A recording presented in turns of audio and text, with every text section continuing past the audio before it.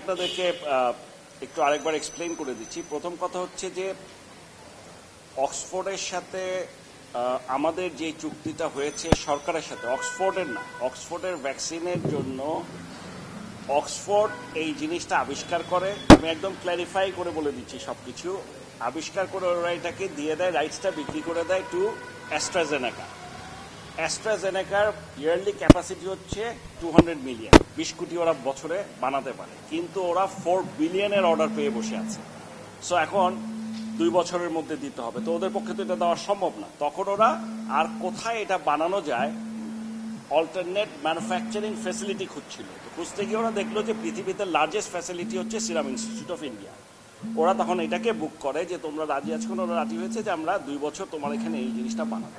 So this is how আমরা এখন যেটা বলছি সিরাম ইনস্টিটিউট, এটা বেসিক্যালি অক্সফোর্ডের আবিষ্কার করা এবং অ্যাস্ট্রাজেনেকা ভ্যাকসিন নামেই পরিচিত।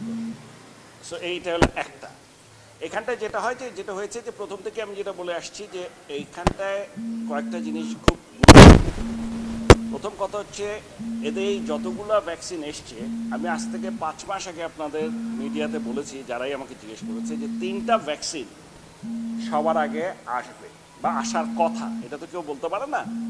এর মধ্যে একটা হচ্ছে ফাইজার, একটা মডার্না, আর একটা হচ্ছে অক্সফোর্ড। এই 3টা আসবে, আসার কথা। এবং এখন আমি বলছি আরও সামনে যদি বলেন আরও দুটো আমি বলে রাখছি, একটা হচ্ছে জনসন অ্যান্ড জনসন, আর একটা হচ্ছে নোভাভ্যাক্স অফ ইউএসএ। এই দুটো এখন পাওয়ার কথা। এখন আমি যখন বলছি মার্কেটে আসার কথা, মার্কেটে তো 100টার মতো আছে, তাহলে এটার মধ্যে একটা কনফিউশন থাকে। আমার কাছে আমি তাকেই মার্কেটে আসা বলবো যারা নাকি আইদার ইউএসএফডিএ অথবা ইউকেএমএইচআরএ অথবা ডব্লিউএইচও সার্টিফিকেশন বা অ্যাপ্রুভাল পেয়েছে।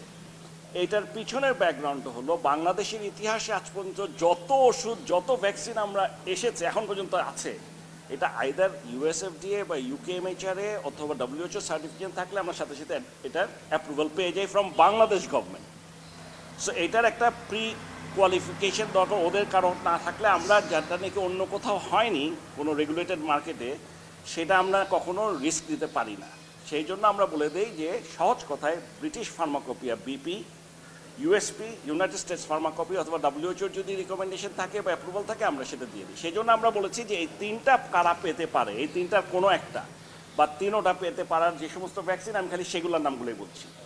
অন্যগুলোও পাবে হয়তো, কিন্তু ওগুলো একটু পিছিয়ে আছে। আমি বলছি না যে এরা কেউ পাবে না, কিন্তু পিছিয়ে আছে। তো আমরা যেহেতু আগে চাচ্ছিলাম, সেই জন্য আমরা প্রথমেই ফাইজার, মডার্না এবং অক্সফোর্ড এই 3জনের সাথে যোগাযোগ করি এবং ওদের সাথে মোটামুটি আমাদের একটা ভালো যোগাযোগ হয়। ওই যোগাযোগের সময় আমরা জানতে পারলাম যে ওখানটায় ওদের ফাইজারের ভ্যাকসিনটা যেহেতু -70, এটা আমাদের জন্য প্রযোজ্য না, এবং মডার্নার ভ্যাকসিনও -20। সো এটা যদি আমরা আনতে যাই, এটা যদিও $35 $20 বলছে ওরা, কিন্তু আলটিমেটলি এটাকে আমেরিকার থেকে এখানে আনা এবং আনার পরে এটাকে স্টোর করা এবং ডিস্ট্রিবিউট করার জন্য ভ্যাকসিনের দাম যদি হয় $30, এটা $300 পড়বে, আলটিমেটলি খরচ পড়বে $300। সো এইটা আমাদের দেশের জন্য ইটস টু মাচ, এটা সম্ভব না। এবং আপনারা এখনও দেখেন আমেরিকাতে আপনার লঞ্চ করেছে ফাইজার ভ্যাকসিন, মডার্না ভ্যাকসিন, কতজনকে দিতে পেরেছে? এই ওদেরই হিমশিম খাচ্ছে তারা। ওরা এই ভ্যাকসিন তো দিতে পারছে, কয়েকজনকে দিয়েছে এখন পর্যন্ত, কয়েক লক্ষ। কিন্তু আমরা তো এরকম না, আমরা তো ইপিআইয়ের মাধ্যমে একদিনে আমার মনে হয় আমরা 5 লাখ লোককে দিয়ে দিতে পারি, মানে 10 দিনে 50 লাখ দিয়ে দিতে পারি, আমাদের তো এই ক্যাপাসিটি আছে।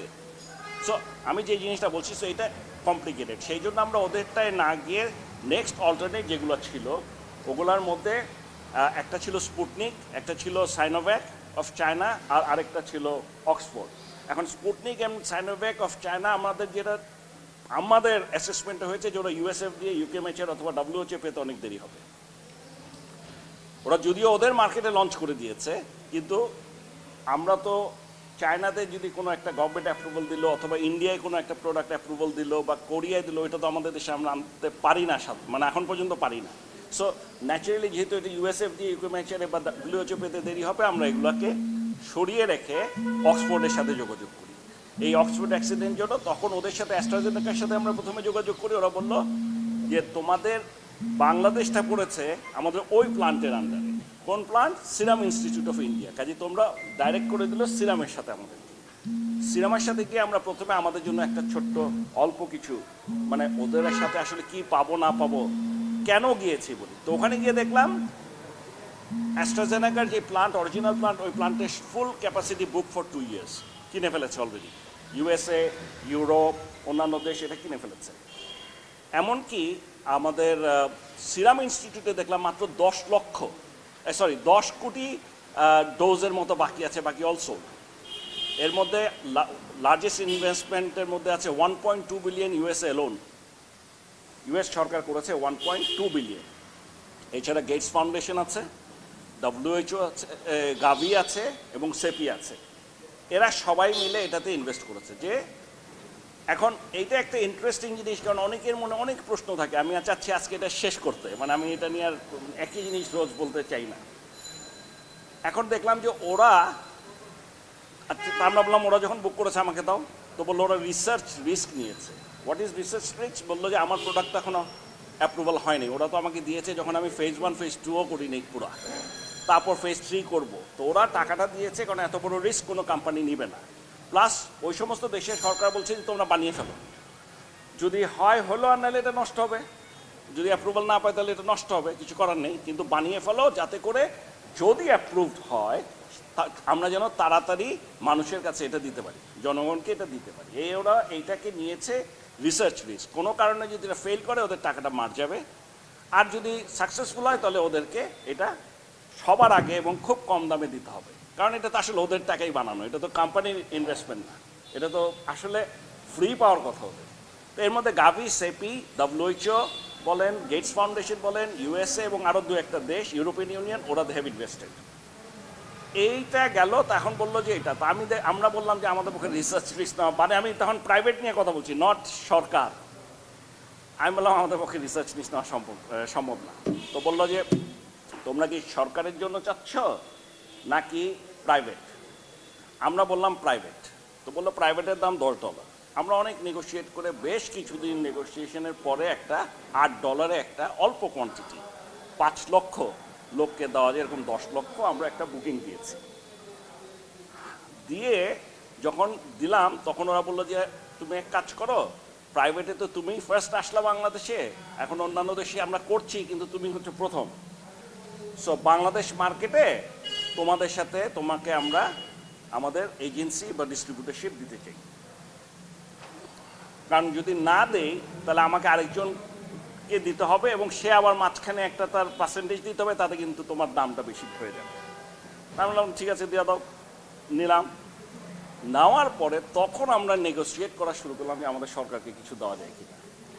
বলতে বলতে আমরা চাচ্ছিলাম আরও অনেক বেশি, অবশ্য আমরা শুরু করেছিলাম পুরো 10 কোটি চাচ্ছিলাম, করতে করতে করতে করতে করতে করতে করতে একটা জায়গায় এসে 3 কোটির জন্য ওদেরকে রাজি করাতে পারলাম যে 3 কোটি ডোজ দেওয়া যাবে।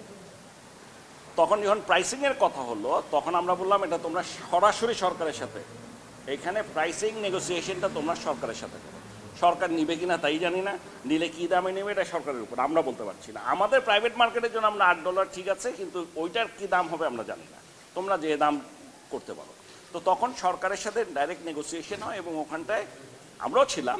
সো বেসিক্যালি আমরা দেখলাম যে তখন ওরা বলছে রিসার্চ রিস্ক নিতে হবে। তো বাংলাদেশ সরকারের পক্ষে রিসার্চ রিস্ক নেওয়া সম্ভব না, মানে এটা কিন্তু 4-5 মাস আগের কথা বলছি আমরা অনেক আগে, এগুলো তো আগের থেকে না করলে আজকে পাওয়ার কথা না, পাবো কোত্থেকে?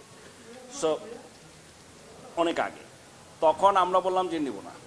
তো তখন বললাম আচ্ছা তুমি বাকি 7 কোটি কী করবা? বললো এটা ইন্ডিয়ান গভর্নমেন্টকে দিতে হবে। এখনও কিছু বলে নাই, কিন্তু যখনই আমি এটা বানানো হয়ে যাবে, যদি অ্যাপ্রুভ হয় ইন্ডিয়ান গভর্নমেন্ট বলবে আমার দেশে না দিয়ে তুমি বাইরে দিতে পারবে না। সো এটা আমরা রেখে দিচ্ছি যে যদি এরকম বলে। তখন আমরা বললাম যে ঠিক আছে, ইন্ডিয়ান গভর্নমেন্টকে কী প্রাইসে দিবা? তো বললো যে আমরা চেয়েছি $5 পার ডোজ। তখন ওরা বলল, আর ইন্ডিয়ান গভর্নমেন্ট বলছে না, তুমি $3 করে অন্যদেরকে দিচ্ছ, আমাদেরকেও $3 দিতে হবে। এখানে আসলে একটা প্রাইসের ডিফারেন্স আছে, যেমন ইউএসএ নিচ্ছে $4 করে, যদিও ইনভেস্ট করেছে, রিসার্চ রিস্ক নিয়েছে। আবার গাভি, সেপি ওরা কত করে পাচ্ছে জানি না, আর আমরা ধরে নিচ্ছি এখন পর্যন্ত আমাদের আন্দাজ অনুযায়ী $3 মতো হবে, কারণ ওরা আবার সাবসিডাইজ রেটে প্রায় $2 আমাদের কাছে দিচ্ছে। এটা তো ওরা সাবসিডি দিচ্ছে নিশ্চয়ই আমাদেরকে, ফ্রি পাওয়ার কথা ছিল, আমাদের অনেকে ভেবেছিলাম যে ফ্রি পাবো। তো যাই হোক, সো এইখানটায় $3 হতো, ইন্ডিয়ান গভর্নমেন্ট 3-এর বেশি দিবে না। এই কথা হচ্ছে তখন আমরা মাঝামাঝি একটা দাম ঠিক করলাম $4, যে $4 আমরা নিচ্ছি, এই $4 আমরা নিব। তবে ইন্ডিয়ান গভর্নমেন্ট যদি এর চেয়ে বেশি দামে নেয় তাহলে আমাদের কাছ থেকে বেশি নিতে পারবে না, এই দামই দিতে হবে। আর ইন্ডিয়ান গভর্নমেন্ট যদি এর চেয়ে কমে নেয়, এর চেয়ে কম দামে নেয়, তাহলে আমাদেরকে সেই দামই দিতে হবে। সো $4 যদিও বলা আছে, it is subject to Indian government কী দামে কিনছে। এর পিছনে কারণটা হচ্ছে আমাদের ধারণা ইন্ডিয়ান একটা কোম্পানি ইন্ডিয়ান গভর্নমেন্টকে যেই দামে দিবে সেটাই সবচেয়ে কম হওয়ার কথা, এবং ওরা রাজি হয়নি। আমরা বলেছি ইন্ডিয়ান গভর্নমেন্ট তো তোমার রিসার্চ রিস্ক নেয়নি, তাহলে তুমি কেন দিবা না, তাহলে বাংলাদেশকে দাও, এবং ওরা রাজি হয়েছে। This is what it is. নাও এখন আসলে আপনি এই ভ্যাকসিনটা নিয়ে কি হচ্ছে। এই ভ্যাকসিনের সবচেয়ে বড় যে জিনিসটা হচ্ছে,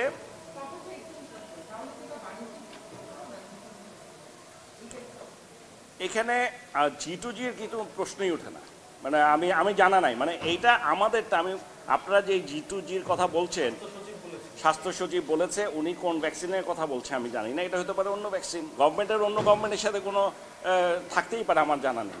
এখানে বেক্সিমকো ফার্মাও গভর্নমেন্ট না, সিরাম ইনস্টিটিউটও গভর্নমেন্ট না, একদম ক্লিয়ার। যেখানে গভর্নমেন্ট টু গভর্নমেন্ট কীভাবে হয়েছে, ওনাদের হতে পারে অনেক সরকারের সাথে হয়তো ওনাদের কোনো একটা চুক্তি হয়েছে, বাট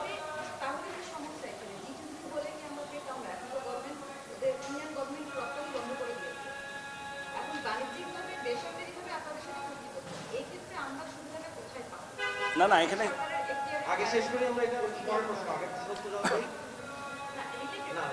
না আমি বলছি এখানে সুবিধা অসুবিধা ইস্যুটা না। আমরা একটা জিনিসই জানি, প্রথম কথা হচ্ছে এটা G2G উনি কোন ভ্যাকসিনের কথা বলছে আমরা জানি না, এটা আমাদেরটা না, দ্যাটস ফর শিওর।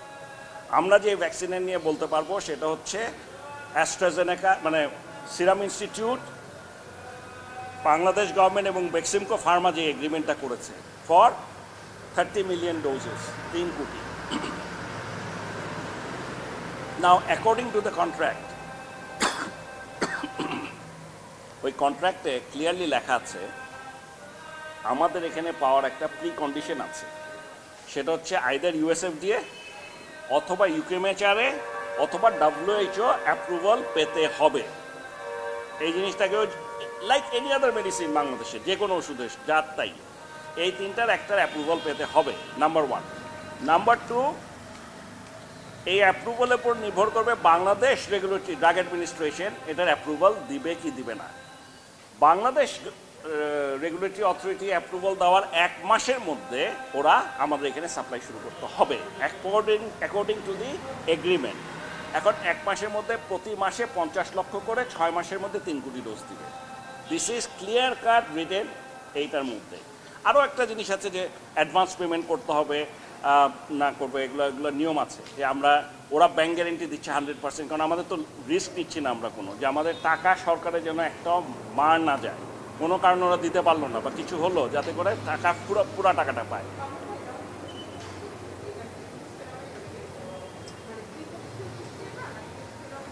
এটা আসলে ত্রিপক্ষীয়, এটা হওয়া উচিত ছিল বেক্সিমকোর সাথে সরকারের, কিন্তু আমরা যেহেতু কিছু পার্ট আমরা ডাইরেক্টলি ওদেরকে নেগোসিয়েট করতে বলেছি, সেই জন্য আমরা ওদেরকে রেখেছি। সো আমাদের এইখানটায় ক্লিয়ার কাট লেখা আছে এটা, এবং ব্যাংক গ্যারেন্টি দিব। আমাদের যে ব্যাংক গ্যারেন্টি ওদের দেওয়ার কথা, যে ফুল টাকা রিফান্ড করবে, কোনো কারণে কোনো কিছু হলে আমরা বাংলাদেশের একটা ব্যাংক থেকে নিতে পারবো, ওই ব্যাংক থেকে ব্যাংক গ্যারেন্টিটা আমরা নিয়ে পৌঁছে দিয়েছি গতকালকে। এখন জি, আমরা ব্যাংক গ্যারেন্টি সরকারকে পৌঁছে দিয়েছি, ব্যাংক গ্যারেন্টি। এখন সরকার টাকা দিতে হবে, এটার আবার একটা ডেডলাইন আছে, 1 সপ্তাহের মধ্যে দিতে হবে ব্যাংক গ্যারেন্টি পাওয়ার। সো সেদিক দিয়ে যদি আমি চিন্তা করি এখনও 4-5 দিন সময় আছে। তো আমার ধারণা এইটা একটা বাকি আছে ফ্রম দি গভর্নমেন্টস পয়েন্ট। আরেকটা হচ্ছে রেজিস্ট্রেশন, আমাদের দেশের রেজিস্ট্রেশনটা কবে পাবে। আমরা ডকুমেন্টস সব আগেই জমা দিয়ে দিয়েছি বৃহস্পতিবার, আজকে আবার ফর্মাল একটা অ্যাপ্লিকেশনও করে দিয়েছি to DGDA Beximco for approval, because এটা যেহেতু UKMHRA তো হয়ে গেছে, সেই ডকুমেন্টেশন কাগজপত্র দিয়ে আমরা এটা দিয়েছি যে এটা হয়েছে, এখন আমরা অ্যাপ্রুভাল চাচ্ছি। এখন ওনারা এটা কখন দেবেন না দেবেন সেটা ওনাদের ব্যাপার, এখানে আমরা কোনোভাবেই পার্টি না। সো যেহেতু এটা আমাদের কাজ শেষ, এখন এখন বাকি যেটা আছে সরকারের পক্ষ থেকে। আমি বলছি একটা একটা করে বলি, তাহলে সবই বলে দিব। এইটা হয়ে যাওয়াতে এখন আমি মনে করি এখন সমস্যাটা হচ্ছে যেটা হচ্ছে যে এই নিউজটার কথা আপনারা বলেছেন, সেই নিউজটা আমিও শুনেছি, কিন্তু সত্যি কথা বলতে কি আমি বা আমরা এখনও এটা নিয়ে অত চিন্তিত না, কারণ আমাদের এগ্রিমেন্টটা হয়ে গেছে এবং ওই এগ্রিমেন্টে ক্লিয়ার কাট বলা আছে আমাদের দেশে অ্যাপ্রুভাল দেওয়ার 1 মাসের মধ্যে তাদেরকে দিতে হবে। And this is an international agreement. এটা দুইটা প্রাইভেট কোম্পানির মধ্যেও না, এটা দুইটা private company with government. And এই সমস্ত আমরা এত বছর ধরে ব্যবসা করে আসছি, আজ পর্যন্ত আমাদের এখানে কোনো দিন এমন ঘটনা ঘটে নাই যে এরকম একটা এগ্রিমেন্ট করার পরে সেরা এটা ডিফল্ট হয়েছে, কারণ এগুলো আমরা বুঝে শুনেই করি, দেখে শুনেই সাধারণত করে থাকি। এক্সেপশনাল কেস হতেই পারে, বাট আল্লাহর রহমতে এখন পর্যন্ত হয়নি। নাও ইন্ডিয়ান গভর্নমেন্ট যেটা বলেছে, which is very logical, Indian government বলেছে ওদের দেশের মানুষকে না দিয়ে এক্সপোর্ট করা যাবে না, এটা শুনেছি। কিন্তু আমি সাথে সাথে বলার পরে আমি ইন্ডিয়ান গভর্নমেন্ট যে ওদের অ্যাপ্রুভালটা দিয়েছে, এই অ্যাপ্রুভালটা দিয়েছে emergency use authorisation for domestic market, ওদের দেশের জন্য ইমার্জেন্সি ইউজ অথরাইজেশন। এটা সব দেশে তাই লেখে, emergency use authorisation for domestic, কেউ বলে না যে ফর ইন্টারন্যাশনাল মার্কেট। মানে ইন্ডিয়ান গভর্নমেন্ট দিলেই কি এটা ইউএসএতে নেবে? ইউএসএতে তো এখনও দেয় নাই, সো এটা ওরা ওদেরটাই দিতে পারে। সো এইটা তখন আমার ধারণা এটা it could be one interpretation, কেউ ভুল করছে বা অন্যভাবে করছে, এটা ইট ইজ এ স্ট্যান্ডার্ড। ওখানে কোথাও লেখা নাই যে এক্সপোর্ট করতে পারবে কি পারবে না, তবে এক্সপোর্টের উপর একটা বার দিতেই পারে। আপনারা যদি দেখেন, এই কথাটা বললে আপনারা হয়তো একটু ক্লিয়ার হবেন, যখন নাকি কোভিড-19 প্রথম এই শুরু হলো বাংলাদেশে, তখন সিভিয়ার র মেটেরিয়াল ক্রাইসিস দেখা দিল এবং ইন্ডিয়া কোভিডের সাথে রিলেটেড যে সমস্ত ওষুধ তখন আমরা শুনেছি যে এগুলা কোভিডের জন্য খুব ভালো, পেশেন্টদের দিলে ভালো হয়ে যাবে, এইগুলোর রপ্তানি কিন্তু বন্ধ করে দিল। এই যে বন্ধ করে দিল, কিন্তু আমরা যে সমস্ত এলসিগুলো করেছিলাম সেগুলো আনতে পেলাম কেন? কারণ এলসি যেগুলো হয়ে গেছে সেগুলো তো দিতেই হবে, it's a binding. Similarly agreement যেটা হয়ে গেছে, আমার ধারণা, আমার দৃঢ় বিশ্বাস এটাতে আমাদের এই এগ্রিমেন্ট যেহেতু হয়ে গেছে আগেই, আমরা যত মানে এইটাতে কোনো সমস্যা হওয়ার কোনো কারণ নেই। এটা আমি সিরামের সাথেও কথা বলেছি, আমরা আজকেও কথা বলেছি, আমাদের ওদের কাছ থেকেও আমরা এমন কোনো ইন্ডিকেশন বা কিছু পাইনি যে আমাদের এটা দেরি হতে পারে। সেই জন্য আমি কবে নাগাদ আসবে এটাই আমি বলছি। যেহেতু এটা নিয়ে একটা আগে আমাদের ধারণা ছিল আচ্ছা ওনারা দিবে, যখনই দিল, এটা জানুয়ারিতে দিল কি ফেব্রুয়ারিতে দিল, 1 মাসের মধ্যে আনলেই হবে। কিন্তু যেহেতু এটা নিয়ে একটা নিউজ এসছে, এক্সপোর্ট বন্ধ টন্ধ, এটা নিয়ে একটা ওয়ার্ল্ড ওয়াইড একটা টেনশন হতে পারবে, আমার রিকোয়েস্ট থাকবে যত তাড়াতাড়ি আমাদের সরকারের পার্ট যেটা আছে সেটা হচ্ছে, এক হচ্ছে ওদের অ্যাডভান্সের টাকাটা পাঠিয়ে দেওয়া অ্যাজ পার দ্য এগ্রিমেন্ট, এবং আরেকটা ভেরি ইম্পর্টেন্ট সেটা হচ্ছে রেজিস্ট্রেশনটা আমি তাড়াতাড়ি করতে বলছি না, যত তাড়াতাড়ি ওনারা মনে করেন সম্ভব, মানে আমি বলছি নিয়ম কানুন মেনে যত তাড়াতাড়ি সম্ভব এটা যদি দিয়ে দেয় 1 মাসের মধ্যে আমরা নিয়ে আসতে পারবো। মানে ওনারা যদি এখন 1 সপ্তাহ পরে দেন তাহলে 1 সপ্তাহ পর থেকে 1 মাস শুরু হবে, যদি 2 সপ্তাহ পরে দেন 2 সপ্তাহ পরে আর 1 মাস পরে দিলে তার 1 মাস পর থেকে শুরু হবে। সো এটা সম্পূর্ণ এখন আমাদের এই দুটোর উপর নির্ভরশীল।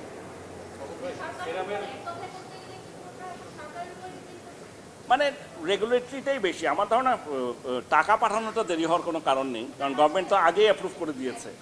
হ্যাঁ,